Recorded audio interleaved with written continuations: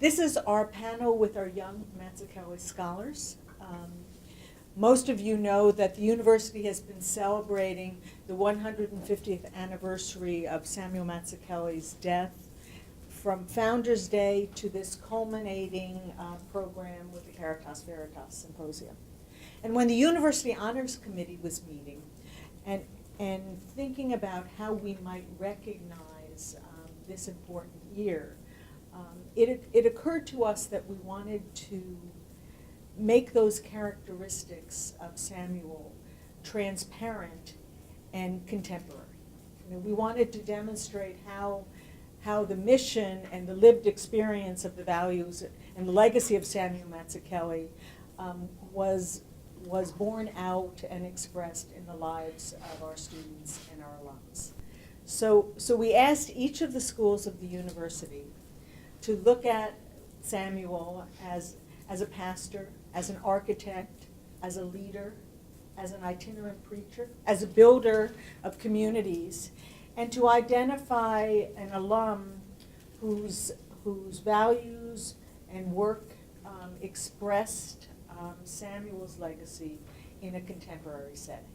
So that brings us to today, and I'm very proud to welcome you to the Young Mazzuchelli Scholars panel, and to let Jessica take it from here and introduce our models and be the Oprah, as we said, of the program. Jessica.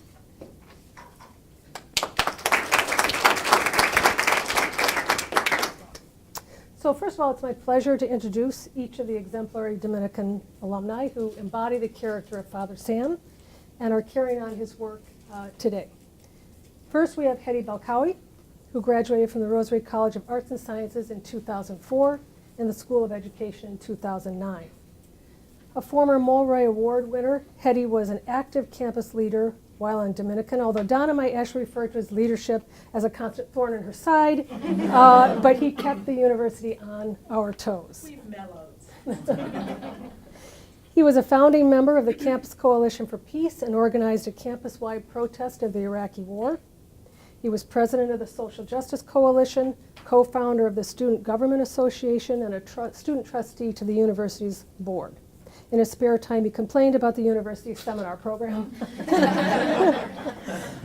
Following graduation, Hedy taught at Providence St. Mel High School, a predominantly African-American school in Chicago's Garfield Park neighborhood. He also served as Dean of Students at Providence Inglewood Charter School, where 100% of his students were accepted into selective high schools in Chicago. Following his success with the Providence schools, he was recruited by the Pritzker Foundation to serve as the first principal of the J. Pritzker Academy in rural Cambodia, where he worked with children who regarded electricity and running water as luxuries.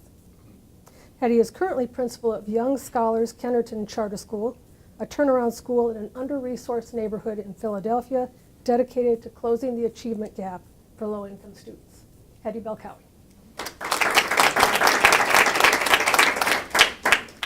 From the Graduate School of Social Work, we have Allie Moore. Prior to pursuing her master's degree, Allie lived for 9 months in the village of Lugalo in Tanzania, where she mobilized youth and community members around issues of reproductive health and gender equality. She helped form a community action group and establish health clubs in local schools.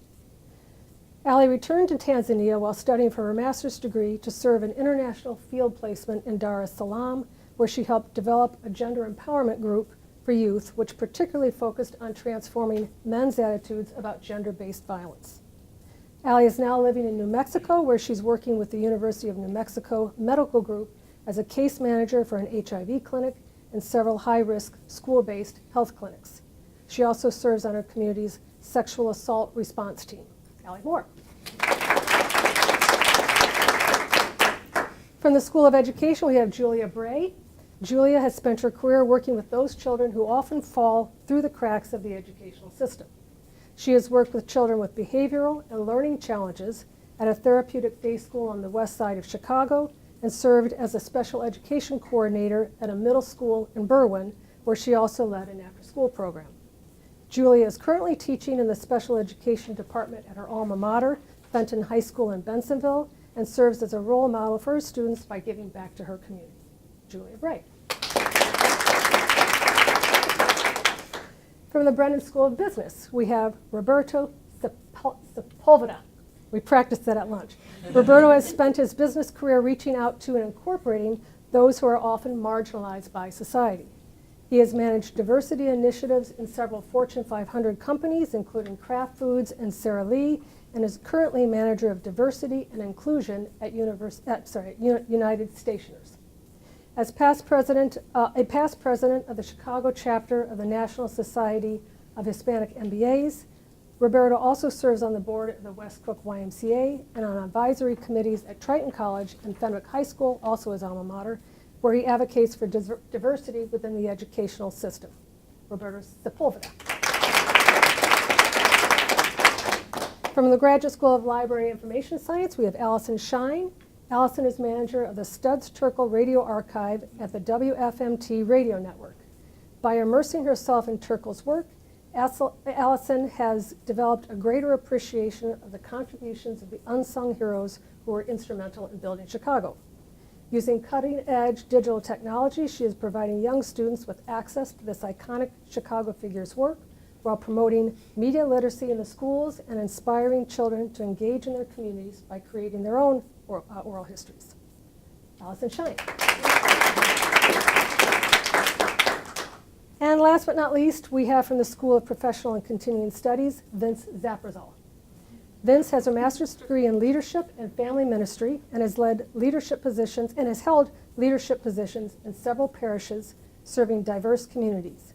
He has supported families at every stage of the life cycle, from directing children's choirs to offering pastoral care to the elderly and sick. Vince currently serves as a pastoral associate at St. Walter Church in Roselle and as music director at Christ the King Parish in Lombard. In addition, he has taught in Dominican's Pastoral Ministry Department, where he continues to inspire the next generation of church leaders. Vince Zaprazal.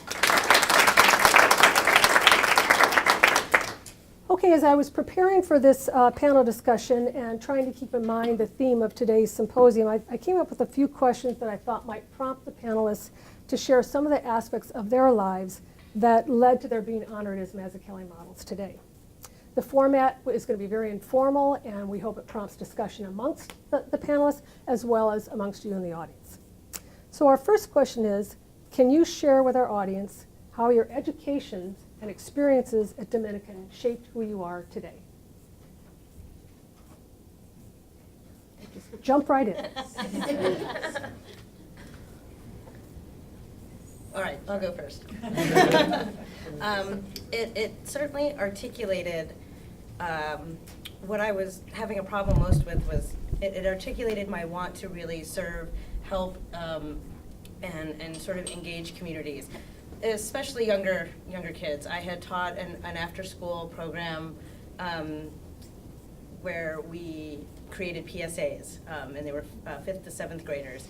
And I really, we did found sounds and existing Creative Commons sounds, but I really kind of wanted to be able to do that on a larger scope.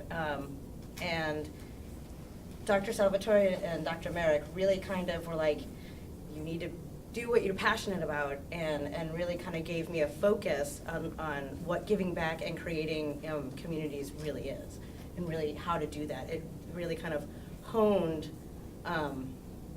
what I kept trying to do. I know I didn't sound very articulate there, but it led for me wanting to create sustainable community repositories, and with the Studs Terkel stuff, bringing that into the classrooms, that really is doing it on a micro level, and then hopefully bring that out into other communities.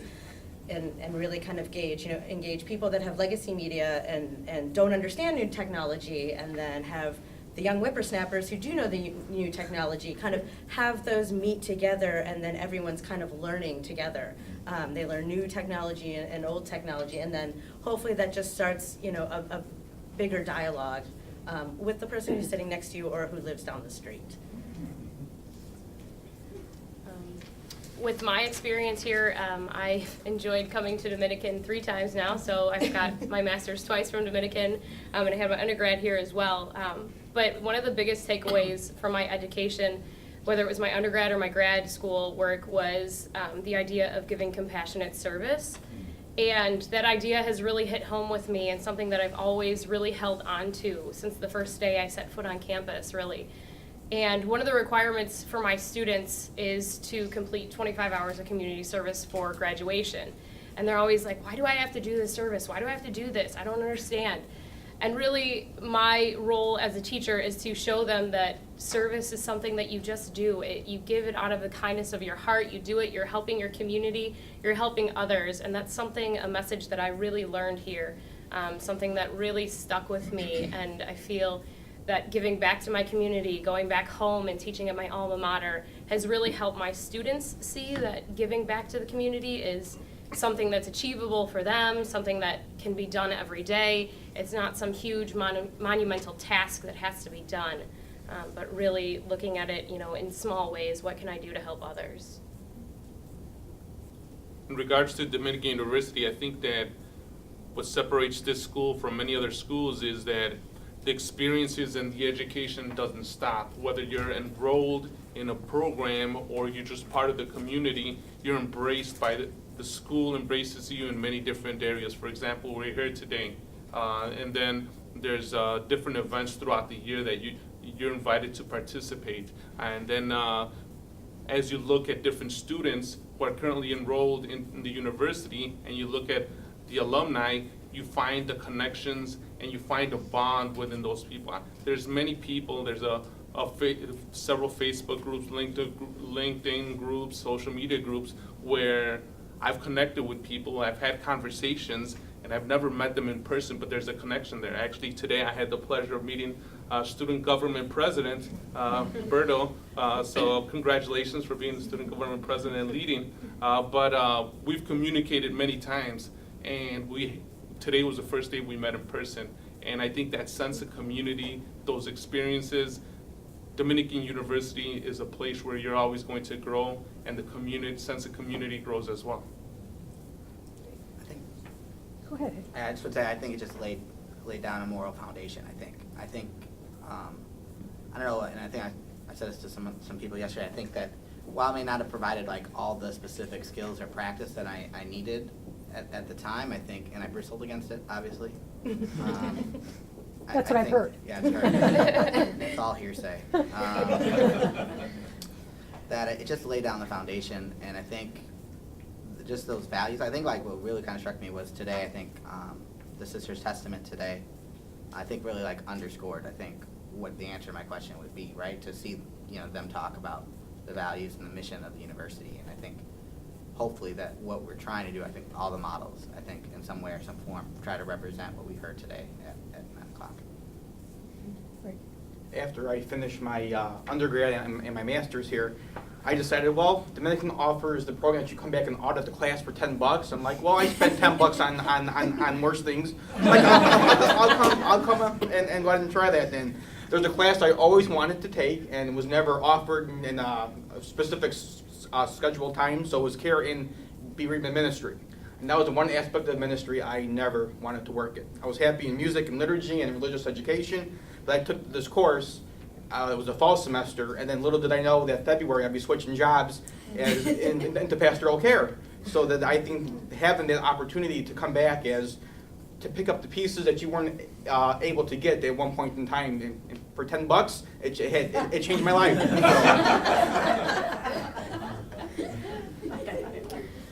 Okay, at the age of 22, Father Sam made the decision to leave his home and answer the call to be a missionary on the frontier.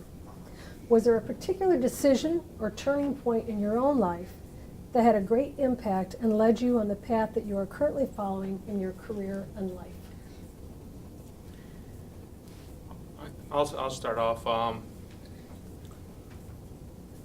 Sometimes it's difficult to express, especially in front of an audience, the reason I'm here. And I started to tell you over lunch the reason I'm here. To get my degree, even my bachelor's degree, was a choice that I made later, and so I consider myself a late bloomer. I went to Fenwick, graduated, but I didn't get my bachelor's degree till 10 years later. And it happened because my parents were separated in my senior year. my father moved to Atlanta, but then he became ill. My grandmother lost connection with my father. I received a phone call one night telling me that my grandmother had passed away, and I didn't have a phone number for my father. So I rented a car, drove down to Atlanta to go find my father and tell him that my grandmother had passed away. So I drove, and that was one of the worst drives you could take to go tell your father that his mother had passed away. And when I knocked on his door, opened the door, and him and his roommate were there, my father was ill. He was sick as well. And he wasn't capable of working at that time. He was ill. So I asked him to come to Chicago and that I would take care of him. So he came from Atlanta.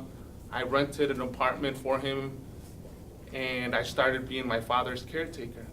In doing so, he stopped and he asked me, he says, "It's great that you're working and so forth, but what about school? I always told you that school is one of the most important things that nobody can ever take away from you." And so at that moment, I made the decision to enroll into school. I obtained my bachelor's degree, and he said that wasn't good enough. And Dominican provided an environment where I could enroll in the evening program. There was a supportive environment from the beginning, with Grace Whiting enrolling through the process, to Arvid Johnson, to Steve Harrington, and many other professors, where many times I didn't have to tell them what was going on at home. They understood without having that conversation. So basically, the turning point was when my grandmother passed away. I went, asked my father to come back, and then he asked me, what am I doing with my life? Why am I not pursuing education? And I'm glad that he set the bar up high, so now I could have the same bar for the rest of my family and friends. And I'm going to interject, because you told me this at lunch, that you had said that getting your MBA wasn't necessarily something you did to advance your own career, but that you, as the oldest of your cousins, wanted to be a role model for them, to tell, to show them the importance of attaining, a master's degree. So, thank you for sharing that. Anybody else? Any turning point that you can remember in your life that if you had gone a fork in the road, if you had gone one way, it would have led you someplace different, but you made the decision to go in the direction that you are now? For me, so I was raised by predominantly my mom was a single mom. My dad's really active in my life now, but when I was younger, it was really just me and my mom. And she had this incredible, spontaneous spirit, love for life, risk taker, and deep compassion for others. And always rooting for the underdog, and really role modeled what that was like for me in my life. And she passed away in 2008, and I just actually found a letter from her. Sorry, I get choked up. But saying that she always viewed me as this unique kid that wasn't motivated by like expensive toys and money, or and I always understood why we couldn't do the same things that my other friends could do. And so when I was 6 years old, she had taken me to St. John, and she worked 3 jobs, and was struggling or whatever, but that was like the best time in my life with her and I, because although there was struggle, the connection that I had with her was so strong, with this bond, that I really felt heard and listened to and supported, regardless whatever else was going on with us. So in this letter she had written, and even when Lindy, the name of this man who had a substance abuse problem on the island that we lived in, we were getting off the ferry, and I guess at like 5 years old, he looks hungry, I should give him my food or whatever, and that was just like this big deal for my mom, and now that I'm a mother, oh my gosh, if Maya did that, that would make me so proud, but I really think that made a huge impact on me, being able to see and be among a diversity of experiences, living with people from all ranges of struggle, and then also experiencing struggle in my life. And so when she had passed away in 2007, I had been raising money to go launch off and jump into this experience in Tanzania. And after she passed away in November, I thought, well, I don't know if I should go. I need to be here for my family. I have a little brother. What do I do? And everybody around me is like, you do what your mom would have done, and you go and you jump. And so I did, and I'm so grateful for that experience, because I really feel like I'm living what she set the foundation for me to do, and live wholeheartedly, and take those risks that even in the process of I don't think you ever overcome grief, right? But like processing that, I remember thinking, God, okay, eventually this is going to make me really strong, but can't I like get that through osmosis? I don't really want to like have to deal with this part. I just kind of want to get it. And so and that kind of really had set the precedent. So even after I graduated from Dominican in 2011, I bought a one-way ticket to Kenya, and I jumped, and I didn't have a job in line, and I had one application out to Engender Health International, and crossed my fingers and hoped it worked out, and helped Michelle Martin do some work in Rwanda for her dissertation, which was an amazing experience, talking about connection with an ongoing opportunity that Dominican has provided me, and I feel lucky for that. And I remember being in an internet cafe in Arusha, Tanzania, with crappy internet connection, and getting the email finally that I had gotten this fellowship. And so I'm like frantically trying to send off all these documents and hope that the power stays on long enough for them to get everything to New York to have that set up. But then I think now, and I'm like, now that I'm a mother, and I'm like, I was nuts. That was crazy. What was I thinking? You know? But I've grown and learned so much having done that, and had I not had the courage to kind of live in some ways in my mother's image in that way, I would not be the person that I am today. And even through her struggle, you know, I remember one time she had apologized to me about all of the hardship that we had endured and gone through, and I stopped her and I said, do not apologize for that, because if we didn't experience that if we didn't do that together, I wouldn't be who I am. And I'm so proud of who I am and who I'm becoming and who I'm striving to be. So I really thank you for having it not always be easy. So.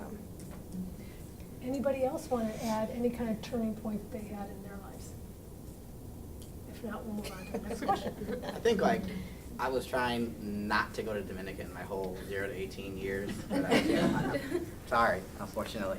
I just, for those of you that don't know, like my mother has been here since what, 1979, Dr. Monty?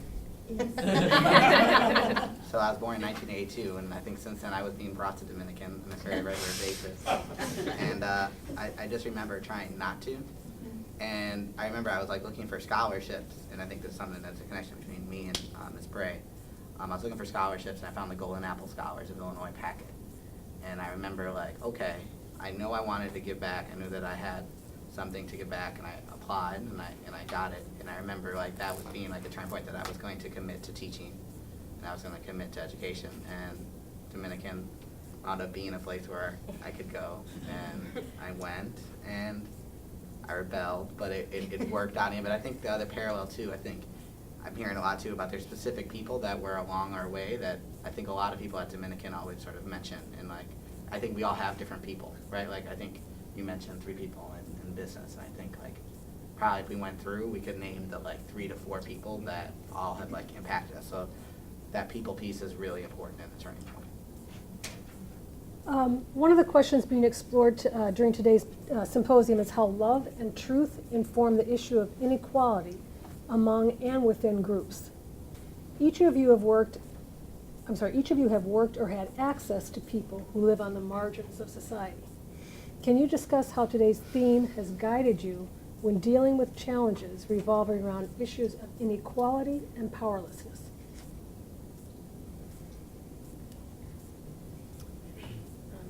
guess I could start with that. One of my first job out of college was working in Chicago on the west side at a therapeutic day school. And so I had these students who came out of Chicago public schools. They were severely struggling with their behavior, and they needed someone. They needed someone who could be there for them, who could care for them, who could help them really just see the importance of education and why they should come to school. And I think that is one of the biggest things that I got out of my profession, is being able to provide that for my students. And I still do today when I'm, teaching my seniors or my freshmen or whatever it is.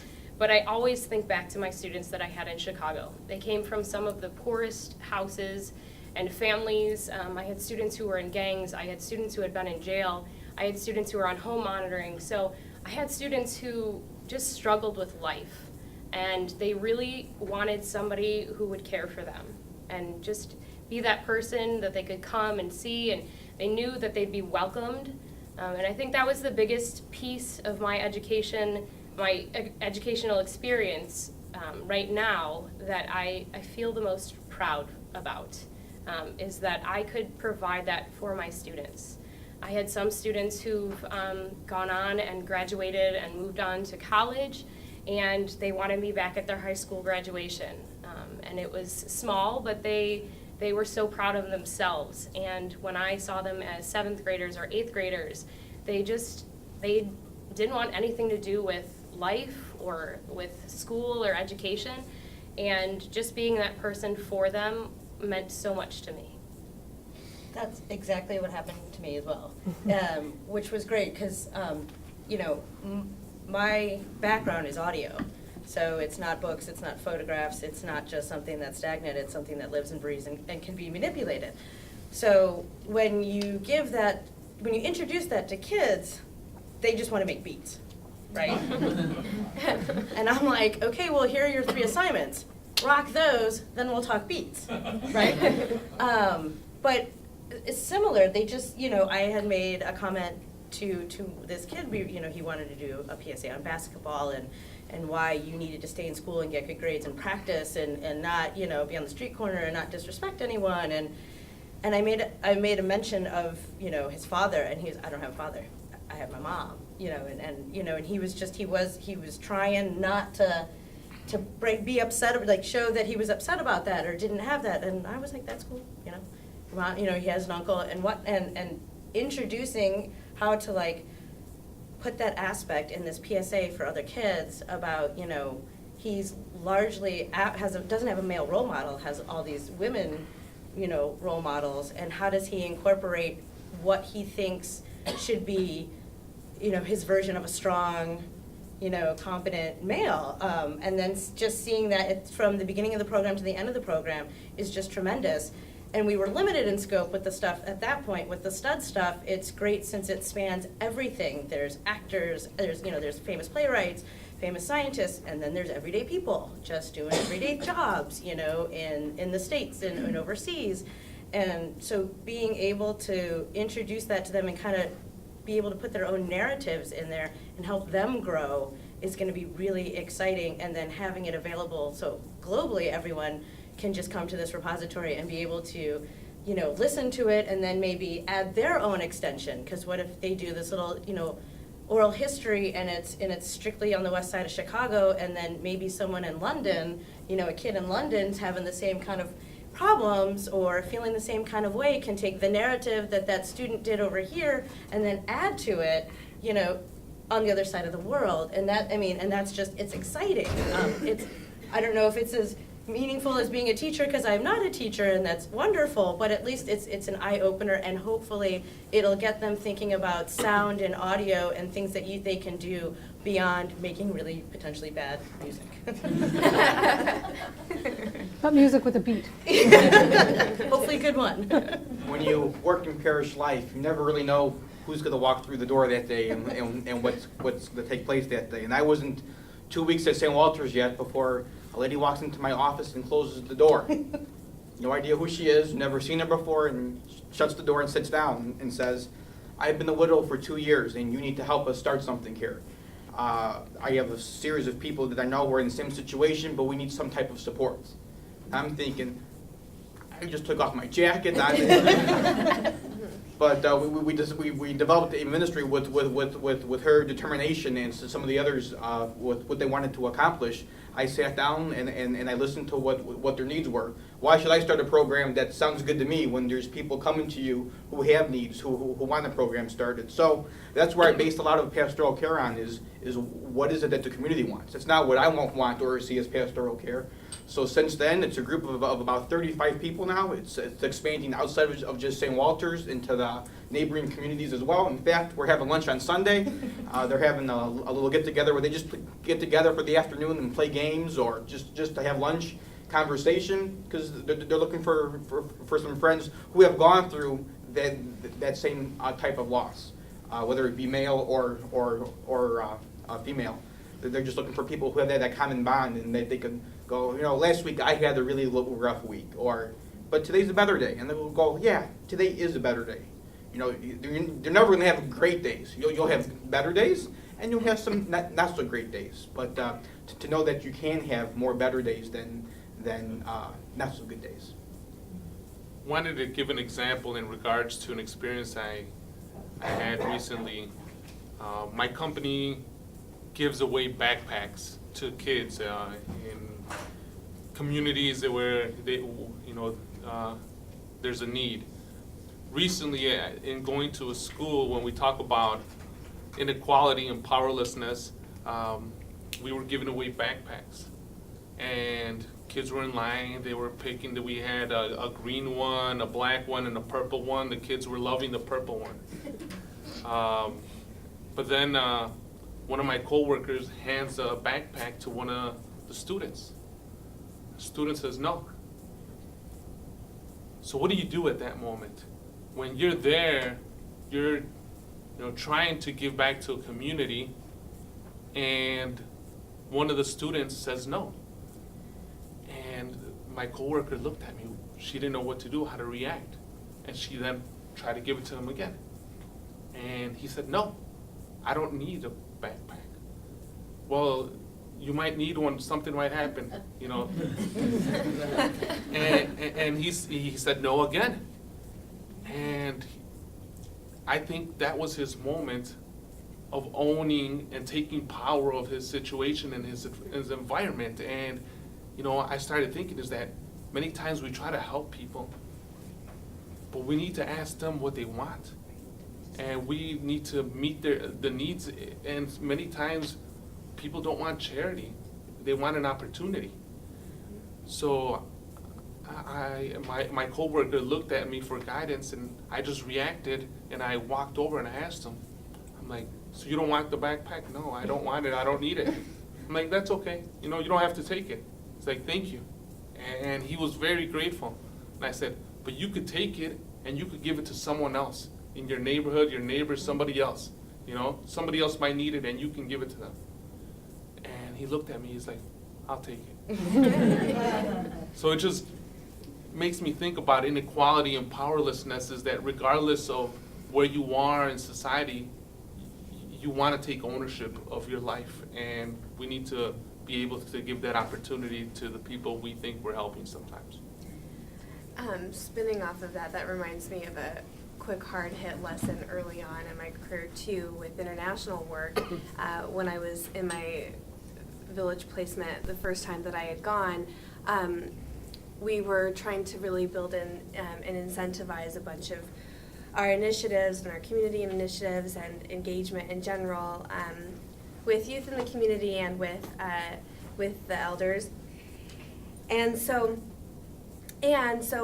part of even getting there had to do with mobilizing my community here and fundraising and educating them on HIV and sexual and reproductive health and maternal health and all of these big issues that were going to be impacting the people that I would be working with.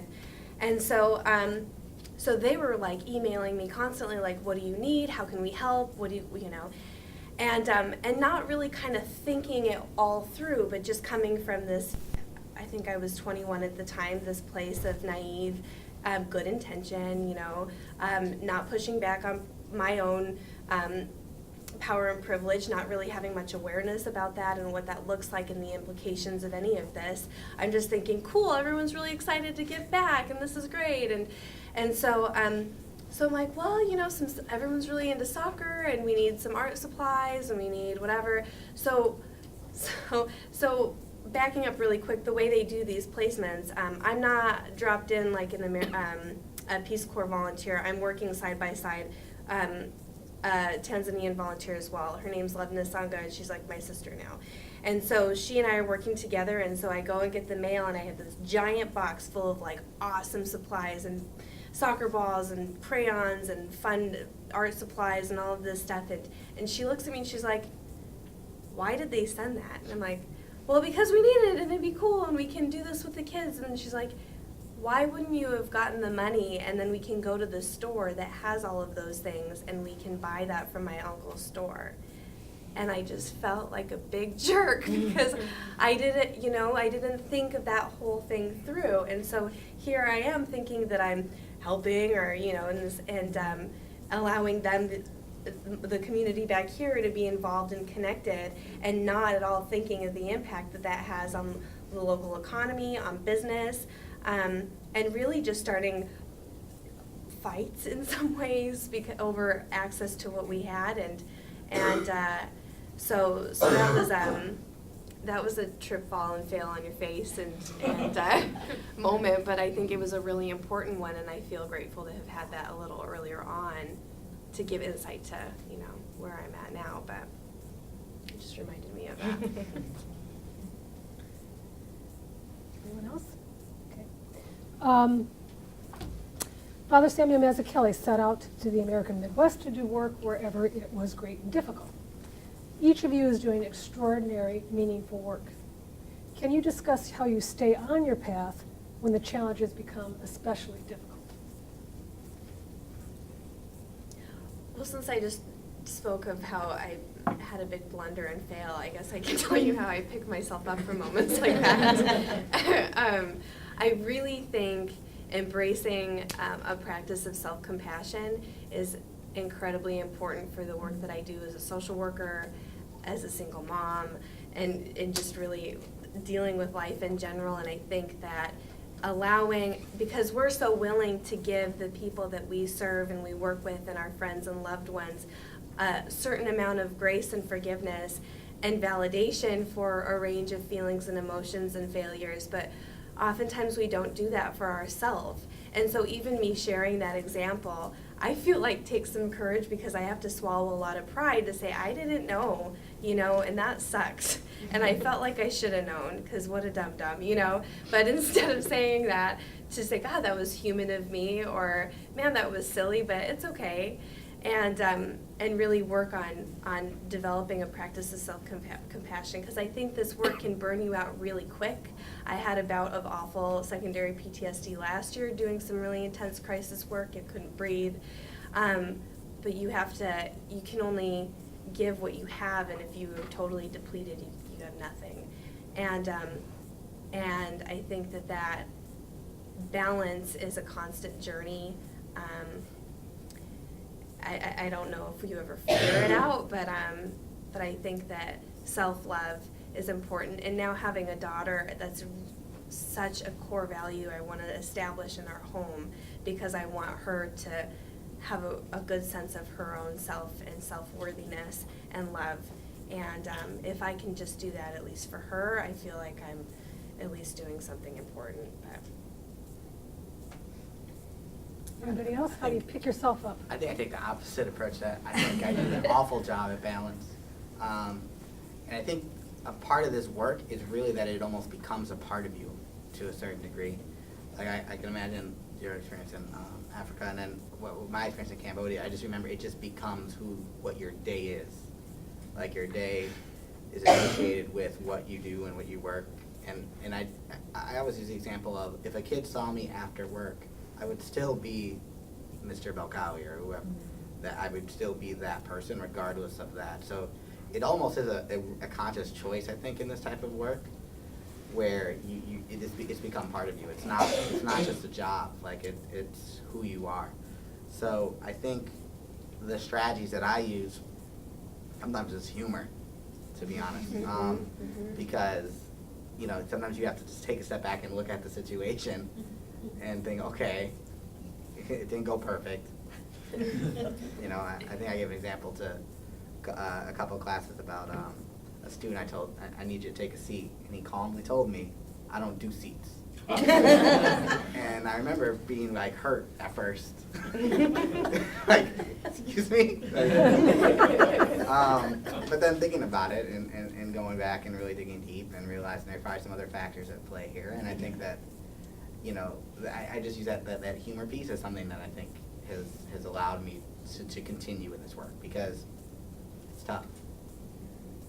I've always tried to have it build, this is going to sound very clinical, but to have a really good team around me, to really kind of reach out into whatever community, you know, we have the challenges of, because we all can't do things on our own. So if we have, you know, enough people that are around us that are healthy and positive and are able to, you know, jive on a different level that you can, that's really great. So when there's a challenge and I can't do it and I can't figure out and I've hit a wall, it's great to just have a network of people around you, no matter if they're not related to what you're doing. If it's a professional thing and I can't do it, so I'm, you know, spouting to a personal friend, and you just using that web and network of people that are around me to really kind of help me see out of the box when there's a challenge, and then, you know, if they can be a part of the solution or just, you know, say something that just puts me in a different spot that make it all make sense is really great. And then I don't feel so isolated and like, oh, the world's against me and everything sucks and it's gonna crash, which I will say often, but there are people thankfully around me that are just like, no, yes, it sucks now, but wait, just think about it this way, or here, what about this? And with enough people, you know, then there's some kind of semblance of an answer, or at least a side way to get around whatever, you know, whatever that hurdle or challenge is. It is, you know, super helpful. I just want to play on what you were saying, Hetty, about the seat. When my son was in 3rd grade, my younger son is not particularly interested in school, and he brought home a report card that I wasn't particularly pleased with, and just looked at me and said, you know, Mom, school is just not the way I roll. I said, start rolling. Each of you is being honored today as a Mazzuchelli model. Can you share with us some of the role models that you've had in your own lives? A couple of you have touched upon that, but can you give us some names of people who have been role models and why? I'll go. Family is very important to me, and earlier I mentioned my father, and right now I'll mention my mother. It's also a response to the question you just asked. Can you discuss how you stay on the path when challenges become especially difficult? I look at what my mother's done throughout my life, raising my sister. Many times after she separated from my father as a single mother, but she's been working at the same company for over 30 years. And she started off in the assembly line, and she's moved on, and now she supervises and manages people. Over 30 years at the same company, 6-7 days a week, day shift, night shift, whatever they've given her. And last year, her company moved to Tennessee. They didn't move to Memphis or Nashville, they moved to Trenton, which is a very small town. And my mom, after living in the Chicagoland area for most of her adult life, decided to move. So she moved first to Jackson, Tennessee, now Milan, Tennessee, which is right next to Trenton.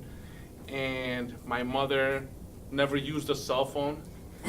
She didn't believe in cable TV or internet. And now she moved to a different city. She bought a home already within a year.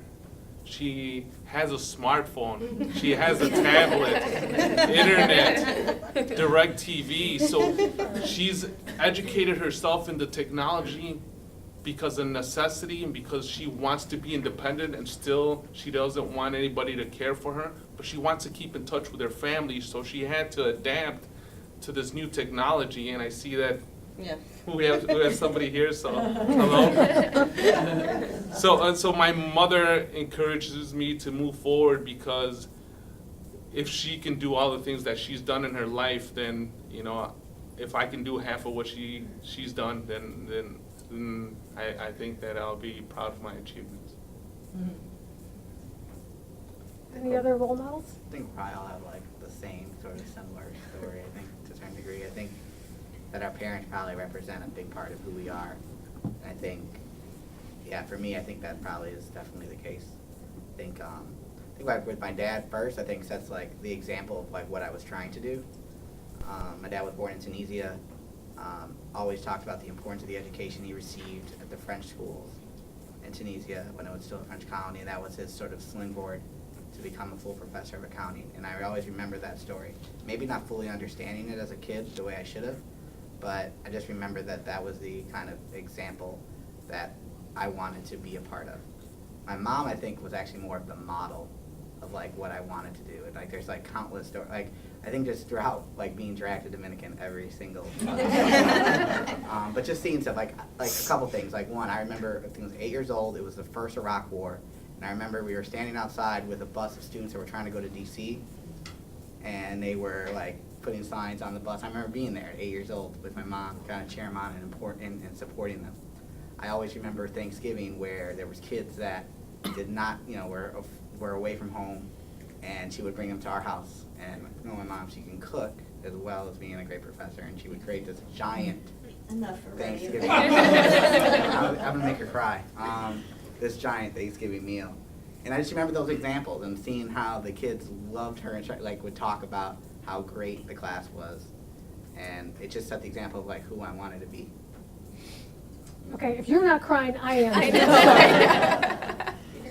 know. Anybody else? Well, and in building on that, yes, it's true, you know, parental figures as role models as well. But for me also, as my mother has spent her life creating and finding happiness in her life, that for me extends to anyone. So anyone who's really, you know, creating happiness in their life and working towards it and finding that balance, since that's something that I also am doing, like that's huge for me. So it's on a broader scale. It's everyone. I mean, it could be all of us here, you know. It's more of a global role modelship, if you will, because I think that's what's kind of lacking right now. We're in kind of a harsh climate right now, and so people searching out their own personal happiness and having that manifest in their lives, like that to me is that's my huge role model right there. It's like the entire body of people that try to strive for that, as beyond our familial role models. At my home parish growing up, St. Philip's in Addison, a new DRE youth minister came in, and I was a puny little sophomore in high school, and he was looking for someone to go ahead and help with music in their religious education program. I'm like, well, I play piano. You don't want me to sing, but I could go ahead and play piano. So that's where a lot of my ministry started, was at that point, because he said, oh, you play, okay, here's your music, and come back next week. And then the week after that, we don't have a 6th grade teacher tonight. You want to take it? Sure. Little did I know that was my class for the rest of that entire year.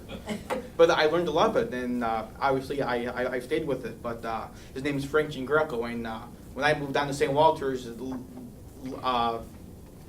later on that year, he moved back to his first love of teaching high school.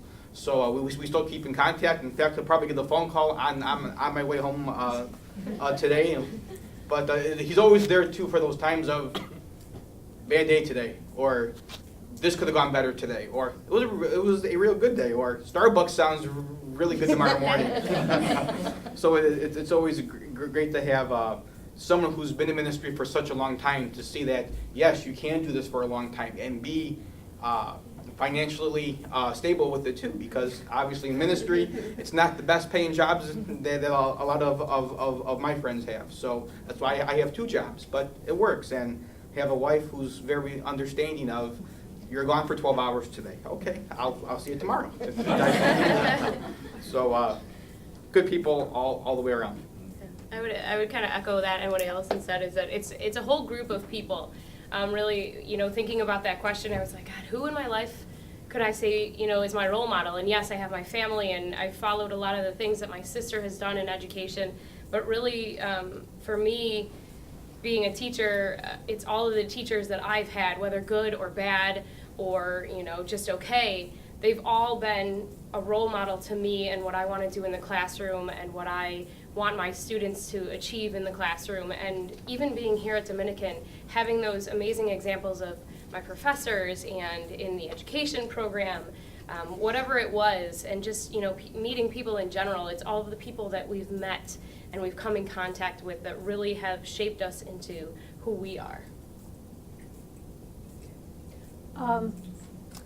All of you are disgustingly young.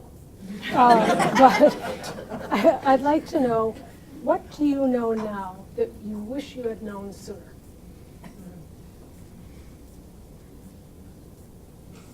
God laughs at the plans you make. So true. I think that's pretty right on. I think no, like I think as a 19, 20, 21-year-old, I think you know everything. I mean, you do. I think that's for everybody. I think That you other get a people's pretty- paths aren't the ones that you Oh, need to yeah. take. Yeah. Yeah. I think that's one. I just think I had a clear essential idea of like what it was supposed to be like after I left, and world hands you a new one. But then you lost your hair.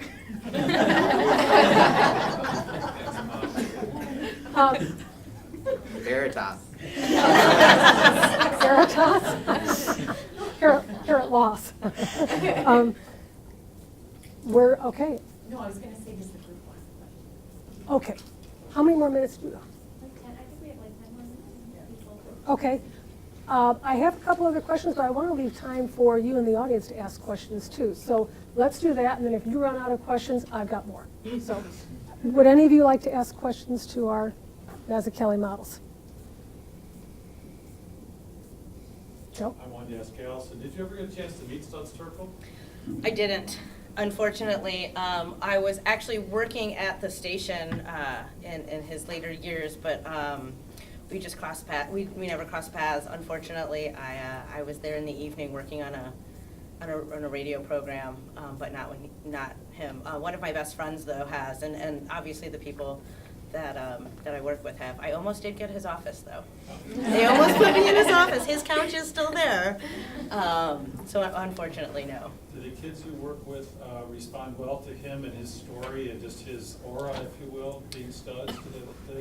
We can actually they connect with that man? We actually go we start in November, so I can't tell you that. However, the undergrad students that have worked with it, we had some undergrad students over the summer, and even some Dominican grad students as well, have been working on the archive and creating their own audio collages based on themes, and their minds have been blown. These younger undergrad students came in and just couldn't believe the avenues that they found themselves going on after listening to some of these interviews. So it has the potential. I mean, it happened with the older kids. I assume it will. I mean, because there's some incredible stuff in there that kids of any age are going to be able to connect to. So we'll check back next year.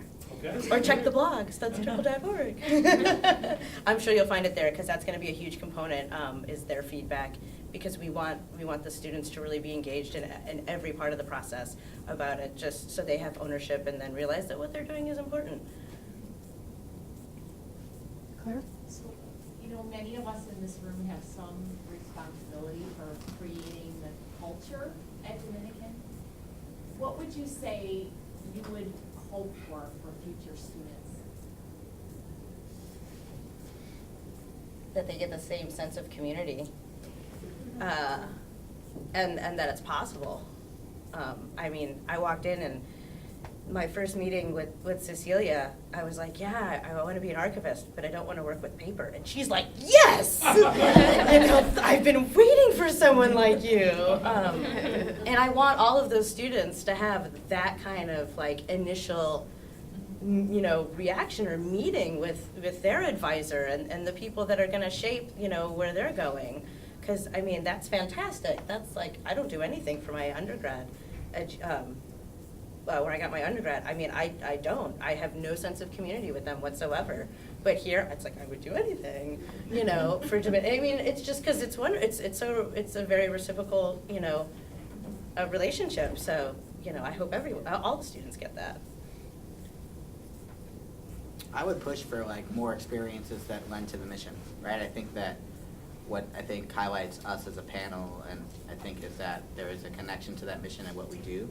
So just making sure that there are more people doing this type of work, and that we recognize these sorts of individuals for the type of work that they do, because it is extremely difficult. I would, just hearing what we all do, I would imagine that, there needs to be more recognition for teachers, for archivists, for all these people that are doing all these things that like we would normally not recognize.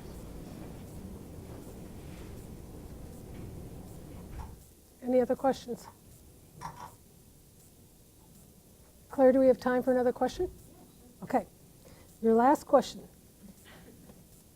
Each of you has already accomplished much in your relatively, as I said earlier, discussing the young lives.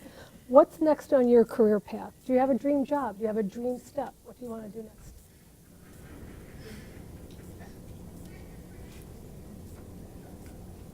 I want to set up self-sustaining community repositories globally and create like just a huge, and have that what is met there available, like connected and globally, so everyone can kind of be like, I wonder what it sounds like to live in, small town Alabama or small town Ireland, and just be able to go to a destination place and be able to really kind of get their cultural heritage and really experience that.